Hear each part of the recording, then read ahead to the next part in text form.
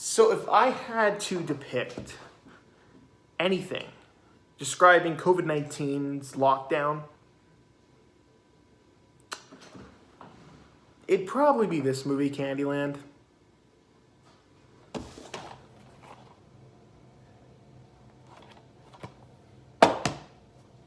CandiLand is a 2000...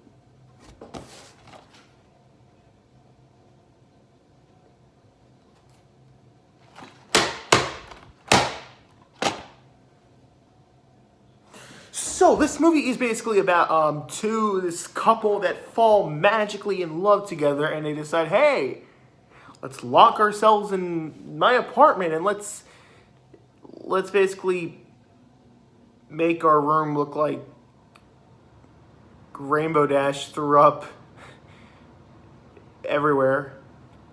And they start going crazy and they start depicting themselves as gods, and they call it CandiLand.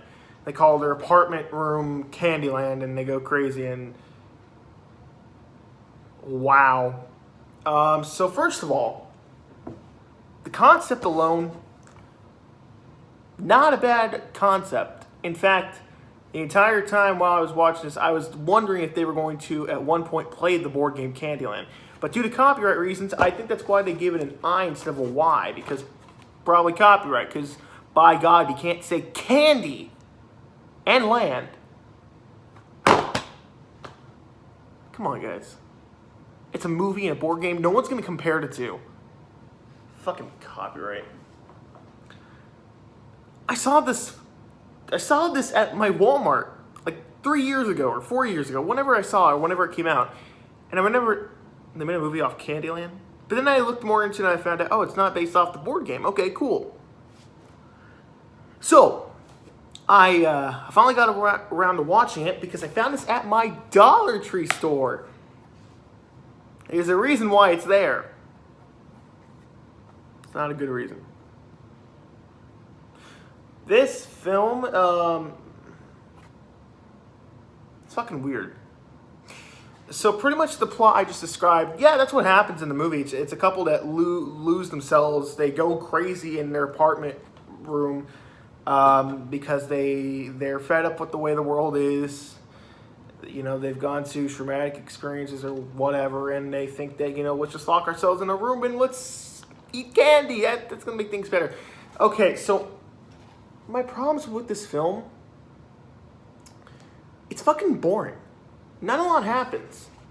It's literally just these two characters talking about how they're going to make their own religion, how they're gods, how there's no contact to the outside world. It's just them talking about fun stuff. They act like children, and I guess that's the point of this movie. It's basically to, you know, it's showcasing that, you know, they're going crazy. But here's something weird the movie does. It cuts back to the present. When they died, the first scene of the movie is them spoiling that they've already died and that there's a crime scene. And every now and then it shows the detectives investigating what happened. But here's the thing. It's not from the detective's point of view. It's from us as the audience's point of view. And the detectives aren't like main characters or anything. It just randomly cuts back at random points in the movie while it's playing out the story. And it just showcases the detectives like, I wonder what happened here. Okay, well, let's find out what happened. And it showcases. But it's like the scene, there's one detective scene that I think was like 5 to 6 seconds.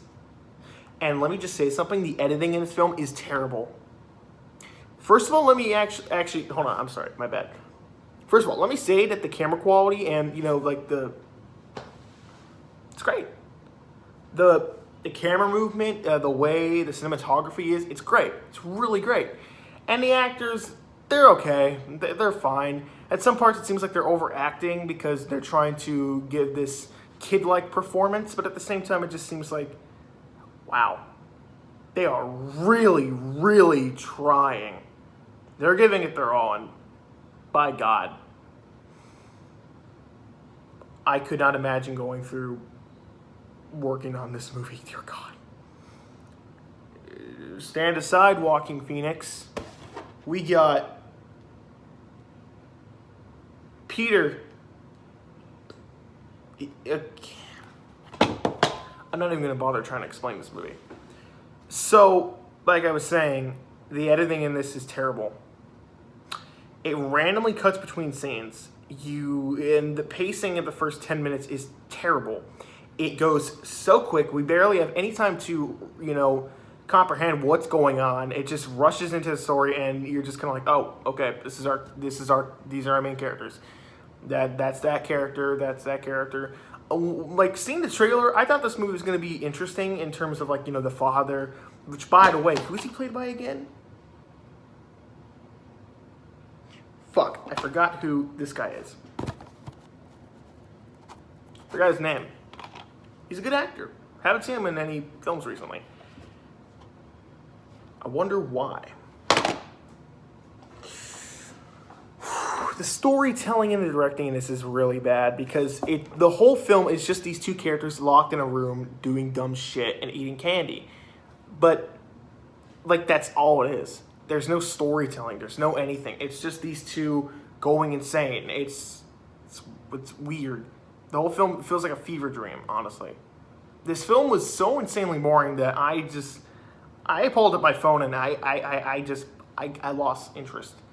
This film isn't really that interesting, to be honest. Like I thought the movie was going to be really, really intelligent and smart with the characters, and they want to leave, but it seems like the outside world is too harsh, but inside here it's too harsh, and they go back and forth. But it could have been interesting, but no, nothing gets solved at the end.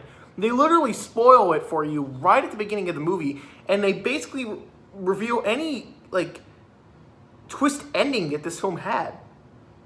In fact, in the last, 20 minutes of the movie, they literally show you their bodies, indicating, yeah, they die. There's nothing. There's no reason to keep watching. So if you were at all interested in any of these characters, fuck that. Here's their bodies. Movie's over. You got to see them die.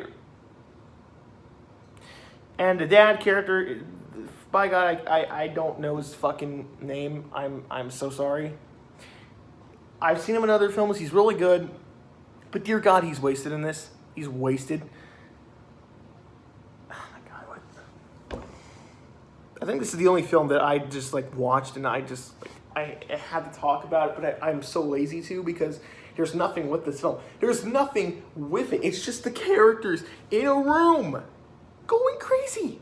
That's it. There's nothing. There's no storytelling. There's no directing. There's nothing. It's just, hey, go at it. Go crazy. And there's a real uncomfortable sex scene in this movie. And it's not hot for any of the people that are into sex scenes in horror movies. I don't even know if this is considered a horror film. I think it's like a thriller. Whatever. It's really uncomfortable. This film was very weird, man. I'm going to give it a D-. Look, there are some, maybe 2 good things about it. That's it. This movie's not a complete pile of dog shit like some other films I've seen. So, yeah.